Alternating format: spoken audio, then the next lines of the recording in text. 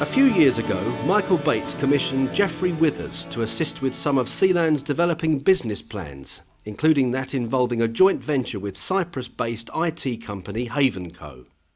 Havenco are using the Principality to house a giant internet fat pipe hub facility for companies worldwide who, for various political and other reasons, would be prohibited from providing such a service by their respective governments. Geoffrey Withers explains his contribution and involvement with Sealand and some of the current and future governance aspects and aspirations for the future of the Principality. The Principality is envied by many and known by a great many as perhaps the only example of a viable independent country being established in the 20th century.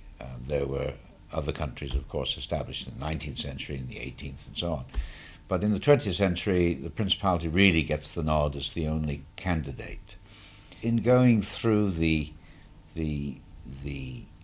history of the founding of the country, I'm constantly impressed by the difficulties that were initially found. Communications, both physical and post and electrical communications, telecoms, all were very, very frustrated and very difficult to implement. But it worked, and it worked mainly because of the hard work put in by Prince Roy, Princess Joan, and Prince Regent Michael. The Principality first came to my notice in the mid-80s of the last century. And it was at that time that the Principality was considering the possibility of putting in a TV broadcasting facility for southeast England. The project came to nothing, really, because it was technically inappropriate to attempt to do what was wanted. But in the process of dealing with that and doing the investigations, I became involved with Sealand and worked together with Prince Roy on that project. It does in fact fit comfortably in the international community of states.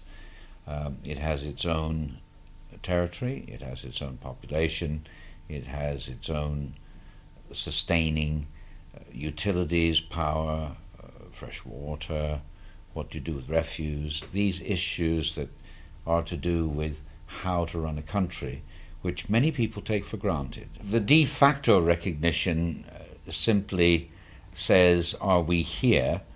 And oh yes, the UK, the Netherlands, Belgium, France, Norway, all our neighbouring countries, but many other countries too, know very well we're here.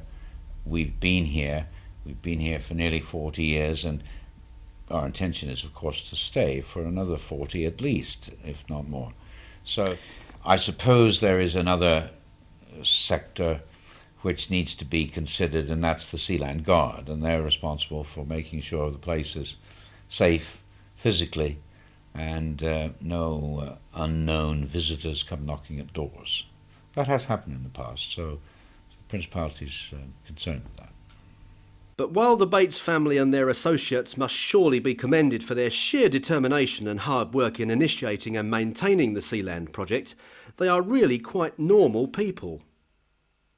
As for a more detailed insight into the future of this Principality, well, who knows? But Sealand's prospects look bright as the resident businesses gain momentum and the fortress continues to gain much interest in international media and advertising.